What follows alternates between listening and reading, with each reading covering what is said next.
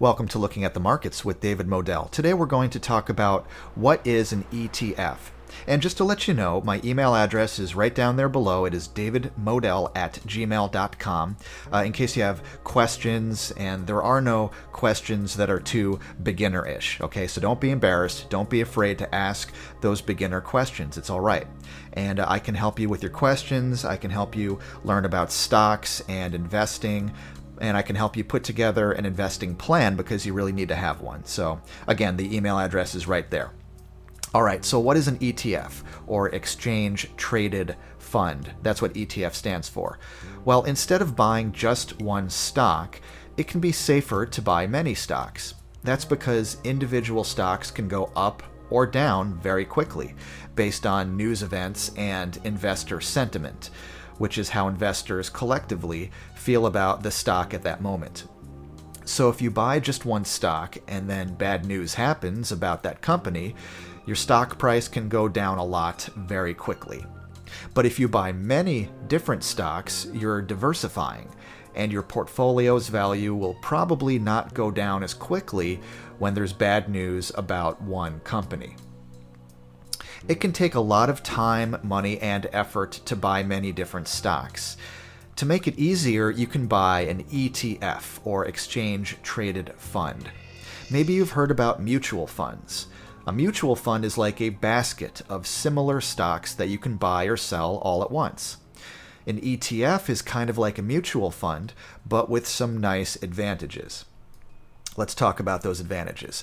With an ETF, the fees are usually easier to understand and often smaller compared to mutual funds.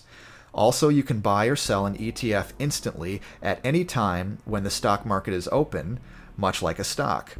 Mutual funds are only priced once per market day after the market closes, so there's less flexibility in terms of when you can buy or sell a mutual fund. Owning an ETF can also sometimes be simpler to deal with during tax time. It's usually not very different from owning a stock compared to a mutual fund. And yeah, I'm not a tax expert. You're going to want to consult with a tax expert if you want the specifics on that. But I just want to let you know about my experiences when it comes to tax time and ETFs and mutual funds. Now, an ETF can allow you to buy many stocks in the same sector, meaning the same group or type of stocks, all at once. Here are a few popular ETFs and the sectors that their holdings, or the stocks contained in the ETF, are in, the particular sectors they're in. I've listed some popular ones. So you've got XLF, which is financial companies such as banks, QQQ, which is technology companies. These are all different ETFs, popular ones. XLE, that's energy companies such as oil, natural gas, and coal. XLU, which is utilities or electric power companies. SPY, SPY, which is large companies. DIA, which is very large companies.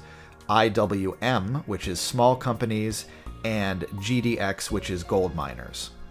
Now, there are also ETFs that represent things other than groups of companies, such as GLD is gold, SLV is the ETF for silver, TLT is for bonds or bond yields, UUP is the US dollar, or represents that sector or that particular currency, USO represents oil, EWZ represents Brazil, the entire country and their economy and that kind of thing. FXI is China, and EZA is South Africa. So you can actually buy ETFs representing how an entire country and their economy and their markets are doing. So be aware that when you buy an ETF such as GLD, you're not actually owning physical gold. Or if you buy SLV, you're not actually owning physical silver. It's just a representation through an ETF. If you buy TLT, you're not owning actual bonds. UUP, you're not actually owning dollars. USO is not actually barrels of oil or anything like that. So just be aware of that. It's just a representation through an ETF. These are just a few examples of the many ETFs that are available. As with any investment, please be careful, do your research, and always be aware of the risks involved. All right, so that's my introduction to ETFs. And I hope this was helpful to you. If you like this video, please give it a thumbs up on YouTube and leave a comment, and subscribe to my YouTube channel and hit that bell on YouTube so you can receive the latest updates on my financial educational videos. And once again, you can contact me at that email address down below if you want more help, davidmodell@gmail.com. Thank you so much for watching and listening, and I'll talk to you again soon.